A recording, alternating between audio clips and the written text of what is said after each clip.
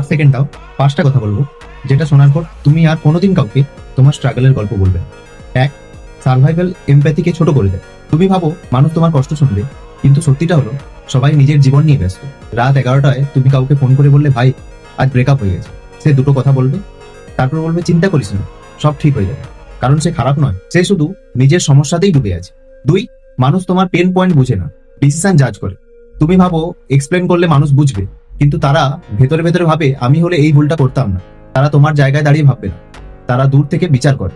3, help কোনো contract না। তুমি মানুষের পাশে থেকেছো, রাত জেগে তাদের কথা শুনেছো, কিন্তু যেদিন তোমার দরকার পড়বে সবচেয়ে কমন রিপ্লাই হবে সরি, একটু বিজি আছি। কারণ বাস্তবতা হলো মানুষ সাহায্য মনে রাখে না, নিজের সুবিধা মনে রাখে। 4, বারবার স্ট্রাগল বললে মানুষ রেসপেক্ট হারায়। তুমি ভাবো মানুষ তোমাকে স্ট্রং ভাববে, আসলে তারা ভাবে এই লোকটার জীবনে সবসময় সমস্যা, একটা সময় তারা তোমাকে সিরিয়াস নেওয়াই বন্ধ করে দেয়। 5, পৃথিবী স্ট্রাগল শোনে না। যেদিন তুমি মানুষকে স্ট্রাগল এক্সপ্লেন করা বন্ধ করো আর নিজের মতো করে সমস্যা সলভ করা শুরু করো, সেদিন থেকে রেসপেক্ট বাড়তে শুরু করে। কারণ পৃথিবী একটা জিনিসই দেখে, রেজাল্ট। তাই দেখবে খুব সাকসেসফুল মানুষরা নিজেদের স্ট্রাগল গল্পে মুখে মুখে বলে বেড়ায় না।